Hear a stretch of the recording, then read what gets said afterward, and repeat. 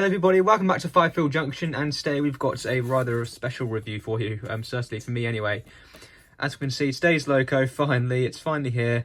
We have got one of the brand new, new-tooled Class 37s from Bachmann for us today. This particular one, as we can see, is in the Colas Railfreight livery, and this one is number 37175, and this is also the sound-fitted version. It's not the deluxe version, it's just the standard sound-fitted version. I wasn't really interested in the deluxe version, to be honest. I won't really use any of the features on it, so nor am I very interested in them.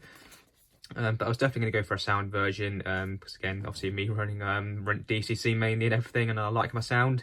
So this loco was perfect for me in most areas, I suppose.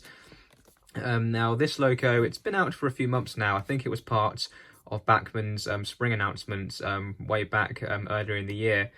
But I've only just managed to get hold of one. When I say that, I've had this for probably a couple of weeks now.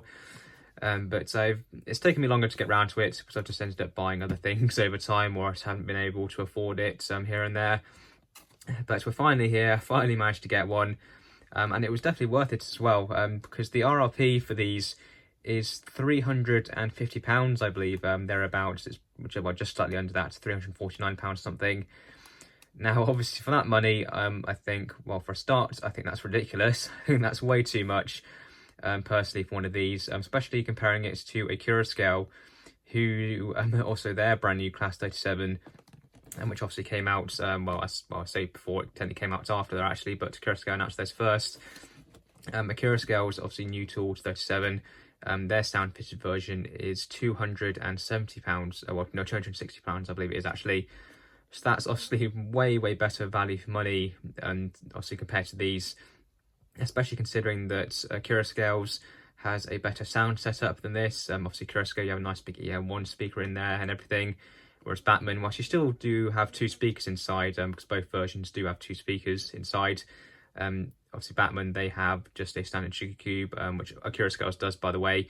But then instead of having a nice big bassy speaker in there, they still do have a bass enhanced speaker in there. But I believe it's just some kind of like 27mm round bass enhancer thing, something like that. And don't get me wrong, it still gives some decent sound, because I have had this loco out of the box already, by the way, purely just to test her and give her a quick run just to make sure everything was okay. But she hasn't been properly running yet, though, so we'll still have to do that.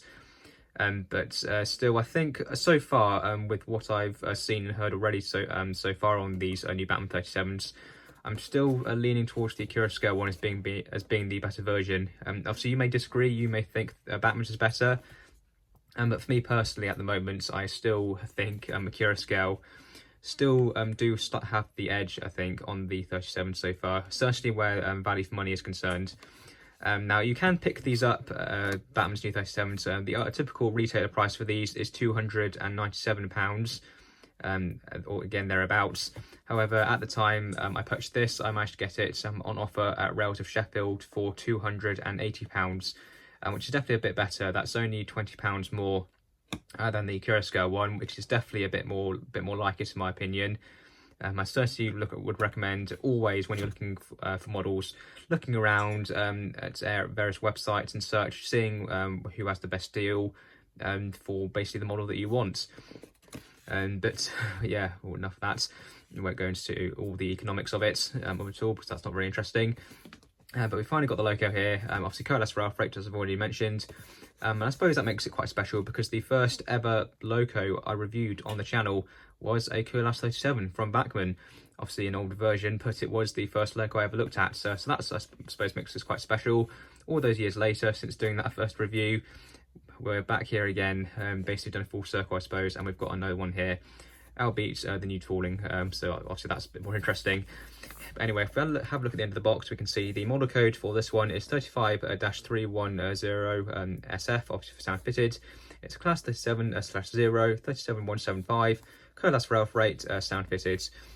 Obviously the real thing in real life, obviously still going strong. I have seen it, I think only once or twice or so, but I have seen the real thing.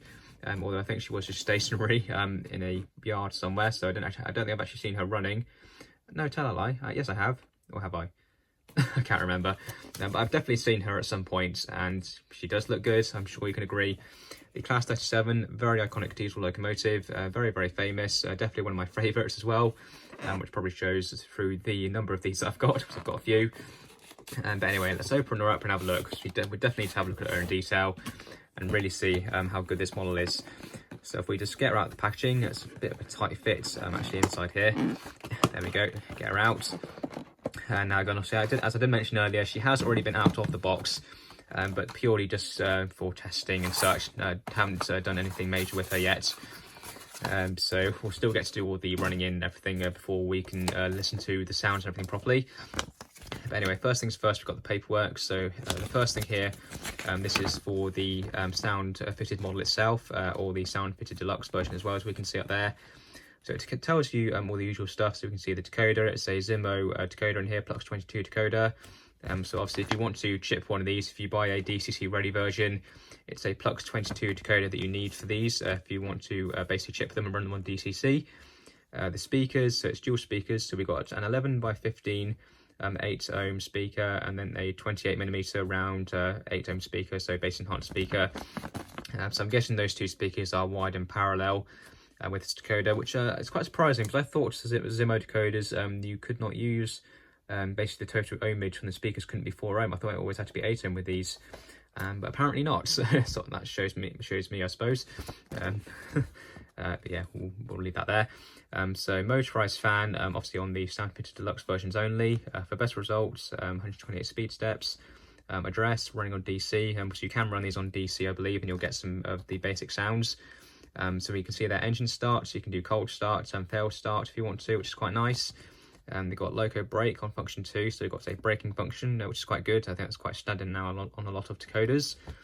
Speed lock, Spirux valve, and there we go. On the other side, we can see there all the list of the various functions and lighting features on the loco, which we'll get to see later, because there's quite a lot of them, especially with the lights. You've got plenty of functionality with the lights, such as you can turn on the high intensity headlights at each end separately to the head code box light, which is quite nice.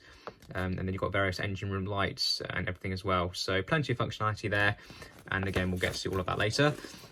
So put that to one side, and then we can see here, so this is just the usual stuff that we're all used to. So we can see their Collectors Club on the other side there. So we can see locomotive information, so accessories. We can see there it talks about the motor, DCC compatibility, which we've already talked about. And plenty of details to add on to this loco, as we can see there. Nice big detailing pack. We'll have a closer look at that in a moment. Let's quickly look inside here, so we can see there more accessories. Plenty of detail about them there. What we've got there, so I think that's more accessories. The decoder blanking plates, running in, lubrication, and again you only need tiny amounts of oil on these locos, so you don't need much. More lighting features. We've got switches underneath. Body removal, very important. I'll definitely do that at some point, I think. Probably to upgrade the speakers actually. And then we can see more there where to put the decoder, and then more, I think that's functions and stuff there, just for, yeah, that's just functions there. For the regular decoders, I think, so if you just put a standard and non-standard decoder in there, and we can see it talks about basically the functions there, how to control the lights. If you're using the deluxe version, how to do the fan. There's also something else here, so if you have a previously released 36-570 Bachmann Plux 22 decoder, please change the following CVs to activate the use of functions 9 and 10. Okay, so it looks like if you have a certain Plux 22 decoder, it's not going to operate correctly, well, basically 100% fully as it should do out of the box, compared to a new release of the decoder, I'm guessing. That's what that means. Obviously, that's not going to apply to us, so obviously with this already decoder fitted. But if you are going to ship these with that decoder there, as you can see there, the 36-570A decoder, then I recommend looking through that and changing those various CVs if you can, just so that then you can use all the functions as you should be able to. And then more stuff there, so you've got spare parts warranty, all the usual stuff. So we'll put that to one side because I'm not really interested in that. So we'll slide off these thing there, and there's also a little warning here, I think. So you use sound on DCC, you must press F1 before moving. Pressing F1 after initial movement may require the sound to be restarted, turning F1 off, and yeah, so normal sort of thing there. But anyway, before we get to the logo, we'll have a very quick look at the accessories here. So we can see inside there, absolutely loads of accessories. We've got snow plows, air hoses, electrical cables, and other various piping as well. So plenty of detail there, and the spare blanking plates should you want to put this loco back to DC. So plenty of detail there. I'll definitely fit some of it at some point, but we won't do it in this video. But it's nice that we've got some choice there for what details you'd like to fit. So that's good. So we'll put those to one side, just out of the way. And now we grab the loco. So if we just lift this up, just grab her and lift her out. Be very, very careful, so we don't want to damage her. And then we can put that back on there and put that to one side out of the way. So there we go. So let's pick her up. Again, be very, very careful because these locos are very well detailed. And there we go. Just look at this. As expensive as these new Bachmann locos are, they are pretty good. Well, I say pretty good. They're very good. They're very, very good. Still on the expensive side, I think. And I'm sure most of you will agree. But it's definitely not the worst value for money in the world. Oh no, definitely not. You definitely get a good amount of what you pay for here. Because the detail, as we can see, and the decoration is so crisp that all of the colours join very nicely. There's no bleed anywhere. You've got excellent finish on the loco as well. If you can just see the way the light catches all of the lettering and the livery there. It's a beautiful, beautiful finish on the side of the body shell. And we can see the detail there on the bogies. You've even got the proper real chains there on the bogies as well, and they look very good as well. So very, very fragile, so you don't want to damage them. Yeah, but they do look very, very good. You can see the speedo there. All of the axle boxes are painted. Typical sprung buffers, as you'd expect. You've got some nice NEM couplings there. And these are slightly different to the previous version of the 37. Because we can see we have actually got a NEM pocket. Well, I say NEM pockets, we've actually got a dovetail connection for the NEM pocket this time for the coupling to clip into. Obviously on the previous releases you had just had the NEM pocket was actually moulded into the bogie frame itself, so there was no actual dovetail connection for the NEM pocket onto the bogie there. But speaking of the previous version, I think we'll very quickly just grab one of them and hold it next to this new release just so we can see the differences. So here we are, already come prepared. This is a previous version of the Bachmann 37. Sorry about that, it's not the camera there. But we can see there, if I just hold them side by side, hopefully you can see there the difference in the detail. I'm trying to get it so the shadows aren't interfering too much, but it's quite difficult. But hopefully you can just see there the difference in the finish and the amount of detail on the two locos there. It may not look like much, but I can assure you there is a lot of difference. The roofs, you can see there, the grille on the new one there, on above where the fan is, it's much more fine. You can't really see it as well as you can on the older version. If I just flip the two over, you can see what I mean there about the NEM pockets there. You can see on the old one there how the actual NEM pocket is actually just moulded into the bogie. But on the new one there, you can see where we've actually got a proper dovetail connection for the NEM pocket. And even the bogie frame itself looks much finer on the new version. On the old version, it looks a bit more bulky, and especially around the fuel tanks as well. Definitely a lot more detail there on the fuel tanks, especially around this centre area, sort of here. You can see there's more detail. But I think the biggest difference is definitely those bogies. You can just see there's more colour, there's more detail on them. You can just tell how much better this new version is. I have to ignore there that I've already fitted some of the detail on this new older version here, which probably does show up the new version a bit. But yeah, you can just see how much more fine some of the details are and everything on this newer version. It's quite a difference, I think. But anyway, we'll put the older version there to one side, because we don't want to focus on that too much, because obviously this is the loco that we're here for. But you can just see just how much detail there is on this loco. Even behind the windows there's engine room detail actually on the chassis block. You can barely see it through the windows, but there is detail there. And in the cabs, hopefully you can see there inside the cab the amount of detail that's inside. It's just phenomenal. If we hold it, look into the front of the cab, hopefully you can see there as well on the sort of back wall of the cab. I'm not sure how well you'll be able to see it. You can just see all of the painted detail and everything inside there. It's really, really good. One thing that the old version I think does better though is that there's no driver in these new versions. As you can see, both cabs completely empty, nothing in there.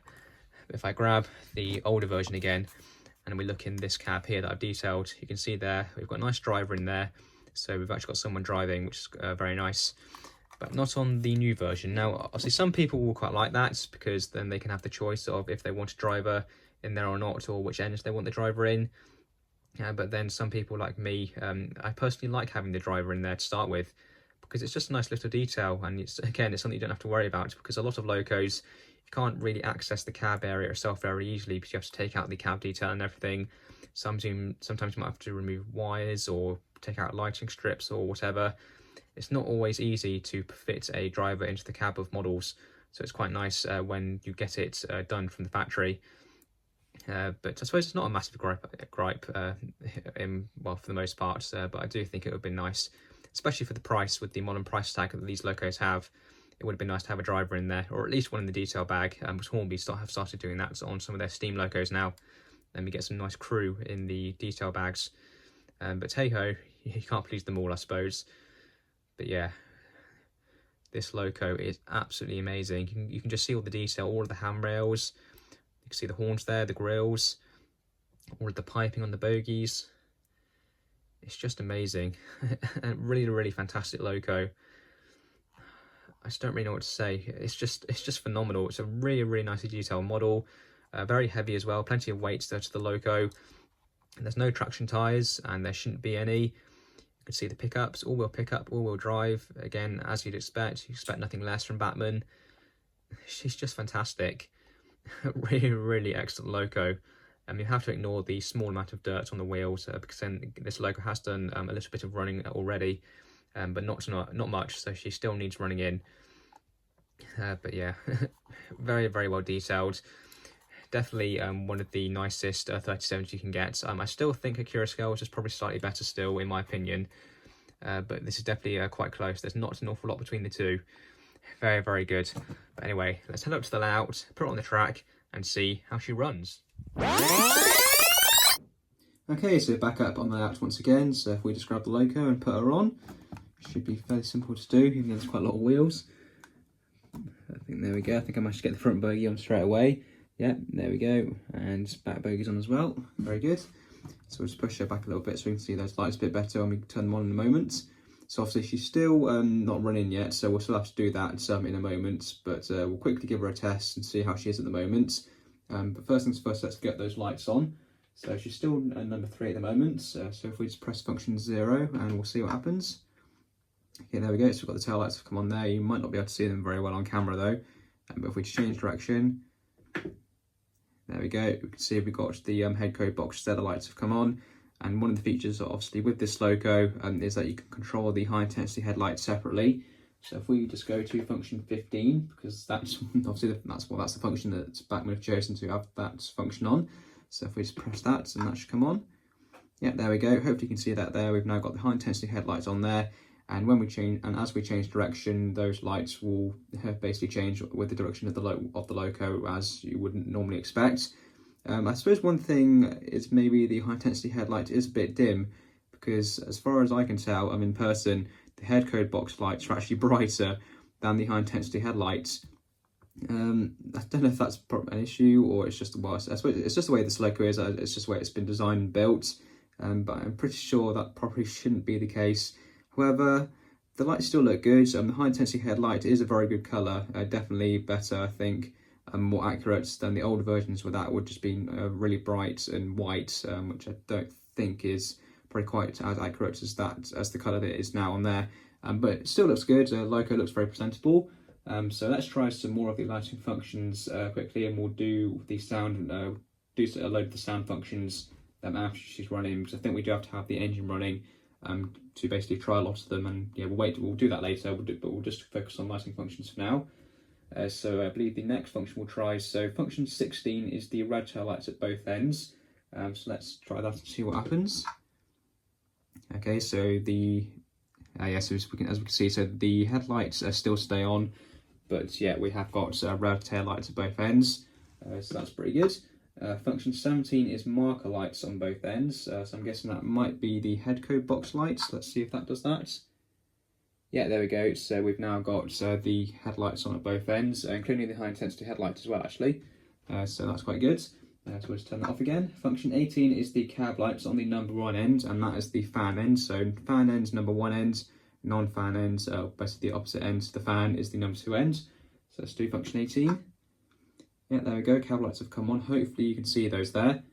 Just turn that off and do function 19, which will be the other ends. Yeah, they have come on. Hopefully you can see that there. I'm not too sure if you can, but they are on. So that's pretty good. Next function, let's have a look. So all directional lights off, number 1 end. So fan end is on function 20. So let's see what that does.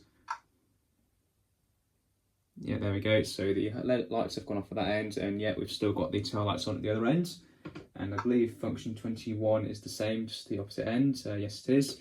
Obviously, it won't do anything at the moment because, well, I suppose yes, it will, because now the tail lights have gone off at the other ends.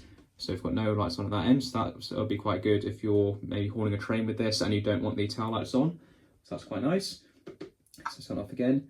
And the next function we'll do is we'll do function 24, because that's the next lighting function, which is the engine room lighting. So let's put that on. Yeah, there we go. Hopefully you can see that there. We've now got the lights on through the windows there. Hopefully the camera's picking it up, but I can just about see it on camera, especially on this window here. So that's quite nice. And I think that might be it for lighting functions. Let's have a look. Yes, it is. So that's all the lighting functions. So plenty of functionality there with the lighting. Very, very good. Just like the Colas 37, plenty of functionality there. So before we try and get the sounds, let's give a quick wiggle, see what she runs like at the moment, and then we'll get her ran in. And once we come back from that, we'll then test the sound functions. So let's just give her a wiggle and see what she's like.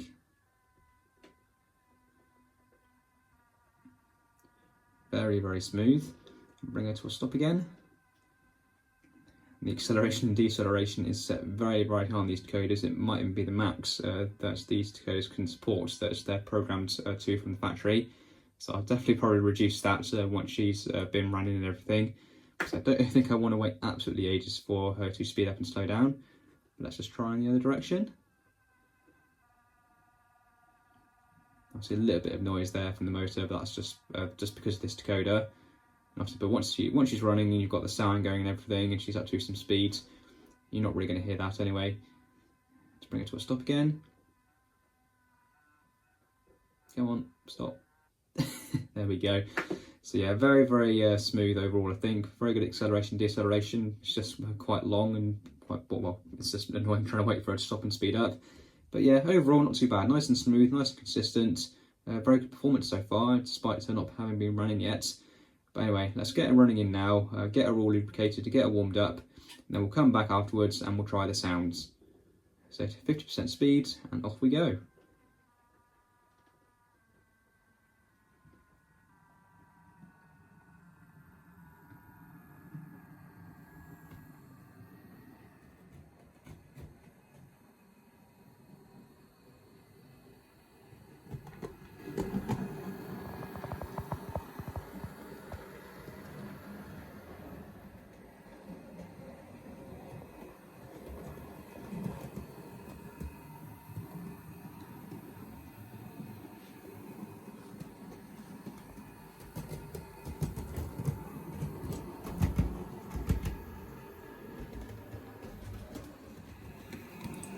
And as you can see, she's running very smoothly, despite her having very, very little time on the clock in terms of running.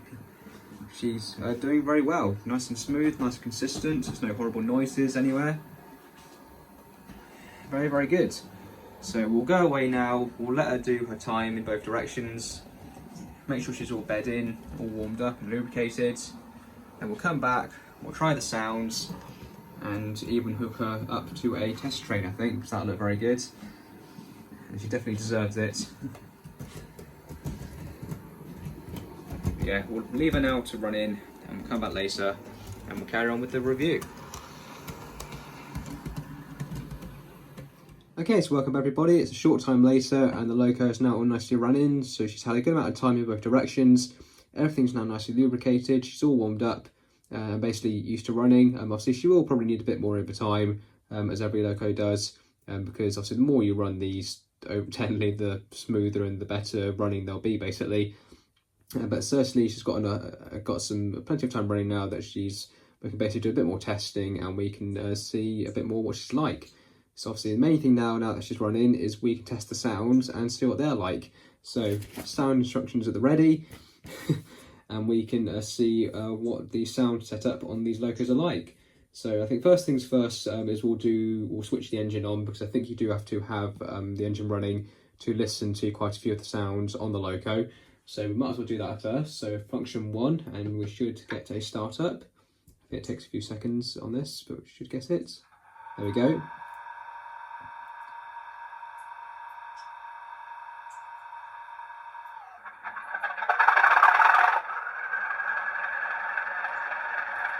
So there we go. So not too bad.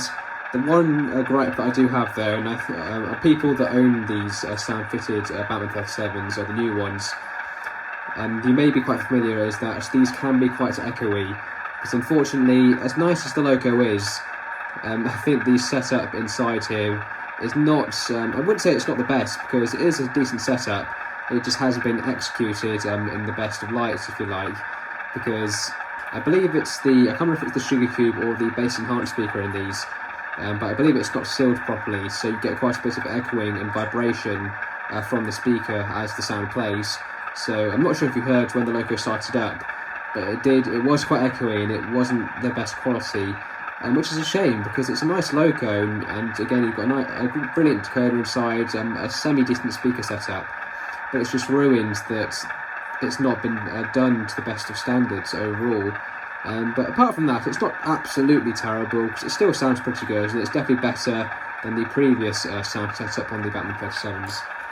But anyway, we'll gloss over it for now, because I'm sure it will become more apparent later on when we get it running and the sound's a bit louder and stuff. And function 2 is the brake function, so that obviously won't do much at the moment, because that's basically more useful when you're actually running the loco. Function 3 is the single horn. Yeah, it does the job.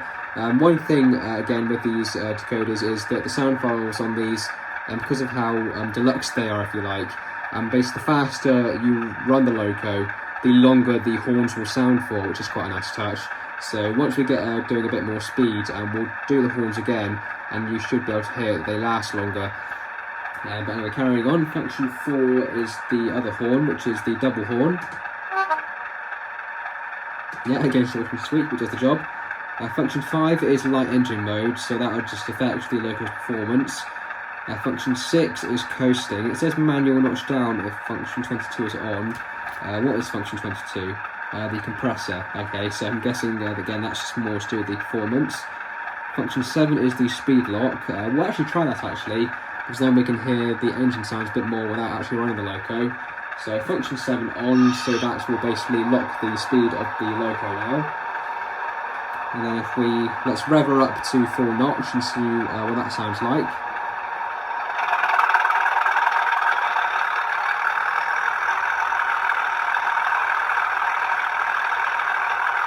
And back down again.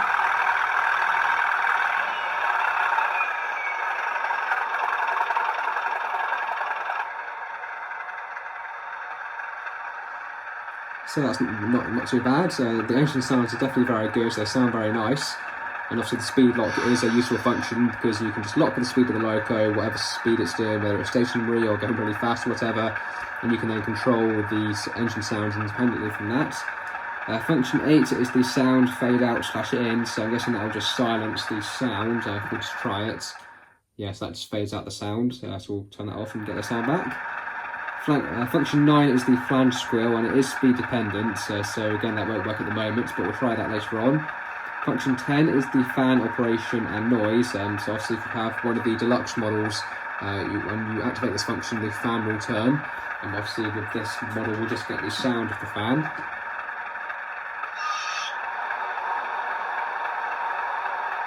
Yes, you can hear that there, that's definitely the fan, so I'll turn that off. Function 11 is the buffer up. Yeah, it does the job. Function 12 is coupling.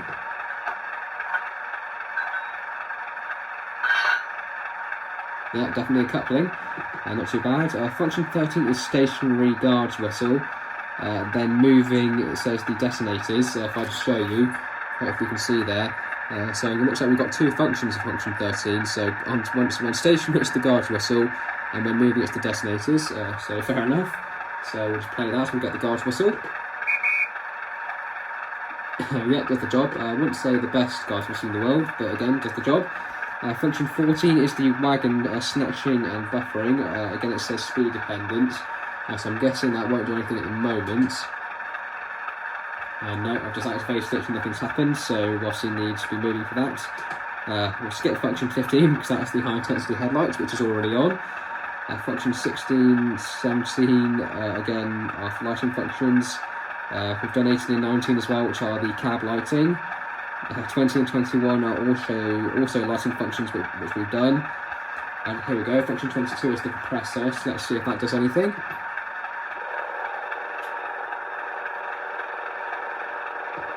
Yeah, definitely the compressor. We've got it to turn off.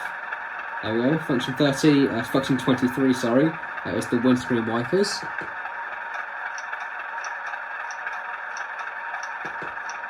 Yeah, kind of sounds like windscreen wipers.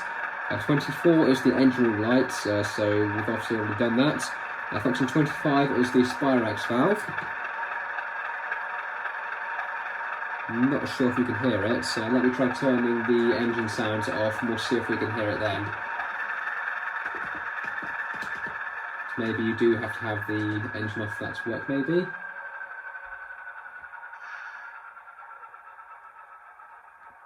Now, have we got a Spirex valve now? And no, let's turn it off and on again. And no, still no Spirex valve. And I definitely can hear it when the engine was running, so I'm not too sure what's going on there. But okay, let's fire her off again. Wait for it to turn on. And I think that's it actually, because yeah, function 26 is the shunt mode. And then 27 and 28 is volume down and volume up. So that obviously won't do anything. So yeah, that's it for the sounds. So very good number of sounds there, definitely not too bad at all. So I think with that, let's get her running. We'll see what she's like on her own first with the sound running. And we'll try a few more of those that we couldn't try earlier while she's stationary. And then after that, I think we'll get her hooked up to a test train. So let's get her running and see what she's like.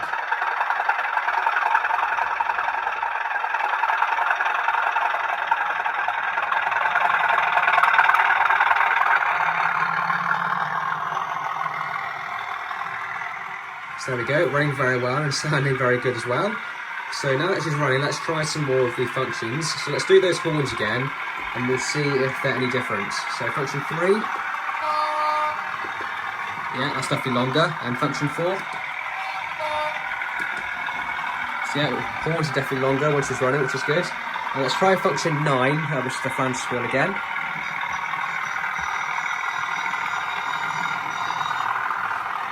Yeah, you can definitely hear that, so that's not too bad. So yeah, overall, she's a fantastic loco. Definitely sounding pretty good.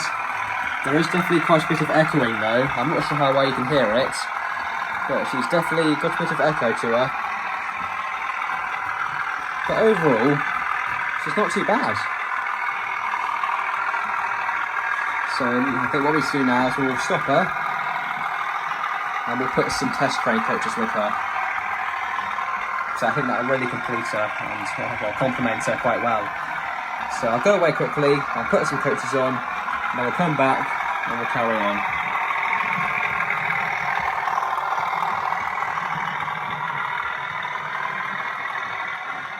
Okay, so there we go. As you can see, she's now got some coaches with her.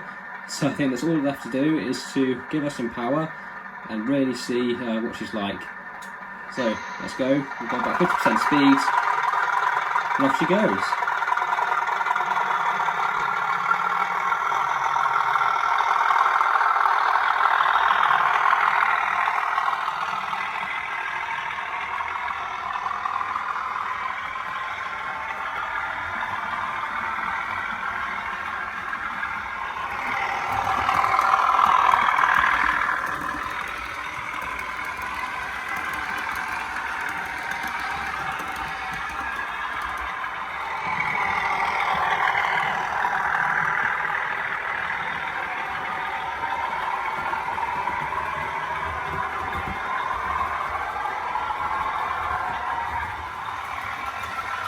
Well, overall, I think you have to agree that this is one fantastic locomotive. Bachmann really have done a fantastic job with these. Definitely not 100% perfect. It definitely has its little niggles here and there. But overall, she's fantastic. Definitely overpriced, like most of Bachmann's models. But if you can get one for a good price, I definitely recommend it. Shop around, look around, see if you can get one as cheap as you can, and you won't be disappointed.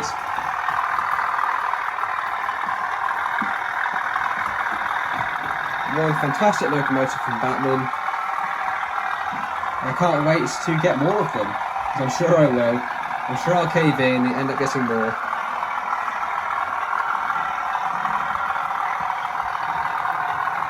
But yeah, definitely a very good benchmark for Bachmann. I can't wait to see what other diesels they do that are like this with this new tooling.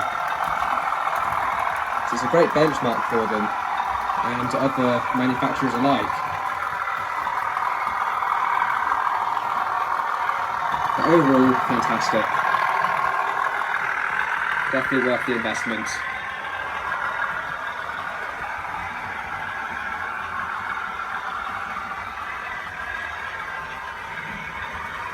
And now let's have some ratings for the new Bachmann Colas Railfreight Class 37 with DCC sound. The detail first of all then, as usual with Bachmann, absolutely can't fault it, just like a lot of their brand new tooled locos. Amazing detail, amazing livery application, you just can't fault it. The loco looks amazing as it runs around, it definitely catches the eye, it catches the look of the 37 really well. Just like the Akira scale one, I really can't fault it, it's definitely a 10 out of 10 for detail. The performance as well on this loco, absolutely amazing. Really smooth, really quiet, it's really good. You just can't fault it at all. Just like their new 47 that I've looked at as well in the past, amazing performer, you just can't really go wrong. I suppose obviously the sound being slightly distorted, I wouldn't really count that as a performance issue because I have actually marked it down on the quality. And speaking of the quality, we might as well go to that now. And yeah, 9 out of 10, quality score definitely well deserved because overall the loco is very well put together. And again, you can't really fault it at all, amazing paint finish, no blemishes anywhere. It is just that slight issue with the speakers being quite echoey and being ever so slightly distorted. I just think for a loco to be 10 out of 10, you can't have any issues like that. It just ruins the loco, to be honest, because the loco overall is really good as we already know. It's just a shame that with those speakers not being absolutely 100% and the sound being a bit distorted, it's just a shame because it's a great loco, it's just ruined by that tiny little thing. But apart from that, I can't really find any other quality issues with it because the loco overall again is put together really well. There's no glue anywhere, great paint finish. It's just really good. Again, just that tiny little thing. The value for money then, I think this is where this loco does fall down. As is quite usual from Bachmann, I feel that this loco is very overpriced, especially the RRP. If I'd paid that, the loco would be way down on the value for money, I think, probably more 5-6 out of 10. But I've marked it about the average in taking into account all the prices, the RRP, the normal sort of recommended retailer price as well. When I say recommended retailer price, because that's obviously the RRP, but the usual price at the retailers of £297 for this loco. Again, I still feel it's a bit steep, to be honest, especially considering that you get a little bit more for your money with the cheaper Akira Scale 37 in my opinion. But definitely the price that I paid at Rails of Sheffield of £280, that's definitely a bit more like it, and that's definitely what's helped the value for money be a higher score than what it probably would have been. But apart from that, I think it's just the value for money that definitely marks this loco down and makes it, just brings it down slightly and makes it slightly worse than the Akira Scale one. But overall, there's not too much in it. So that's an overall score of 9.25 out of 10. Really not, it's quite close to be honest, because the Akira Scale one was 9.75 out of 10. So there's not a lot in it. It's mainly, I think, that value for money score that marks the two apart quite a bit. But apart from that, overall, a fantastic loco from Bachmann.